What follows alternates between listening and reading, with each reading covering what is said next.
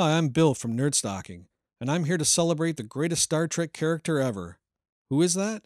Spock? Kirk? Janeway? Wesley? No, it's Lieutenant Reginald Barclay. Not only because he's Starfleet's only nervous wreck, but because he's played by Dwight Schultz, who was also the best thing as Howling Mad Murdoch on TV's The A-Team. We'll leave aside the fact that in real life, Schultz is a raving, deluded conservative who thinks Barack Obama was a Marxist.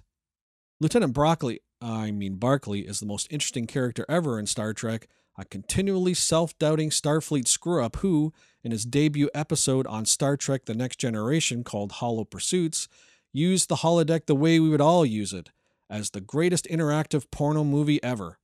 It's in the 6th season TNG episode Realm of Fear where Barclay's phobia of the transporters is demonstrated. Geordi LaForge and Chief O'Brien try to allay his fears by pointing out that only a few accidents have happened compared to the millions who have transported safely. It's a moment that happens rarely in Star Trek, where the technology on display is dealt with on a level outside of it suddenly failing in order to inject some drama into a plotline. Dealing with the nature of teleportation raises the specter of the transporters as murder machines. Now, think of little Reginald Barclay, born to Mr. and Mrs. Barclay, raised in his hometown of Anywhere, USA.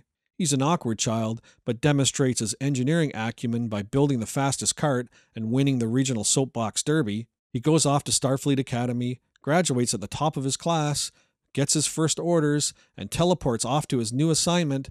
That's the moment when Reginald Barclay dies. He steps onto the transporter pad, is dematerialized by the computer, and is never seen again. At his destination materializes a clone, similar down to 13 decimal places, with the same attributes and even the same memories and attitudes thanks to a replicated neural net, but not the same person that stepped onto the transporter pad back on Earth. Geordi is wrong when he said those millions of people transported safely. Every one of them was murdered on the transporter pad, and an imposter lived out their lives, at least until that imposter stepped onto a transporter and became something else on the other end. There is a holocaust happening at the hands of transporter chiefs all over the Federation, and nobody seems to give a damn. You're right to stay away from those infernal machines, Barclay. Lieutenant Barclay would eventually leave the Enterprise and become a recurring character on Star Trek Voyager.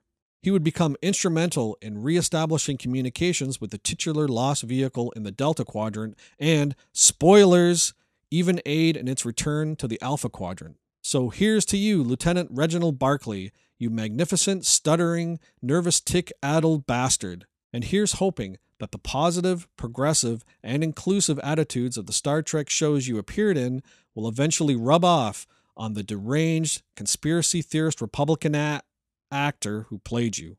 Nerdstalking,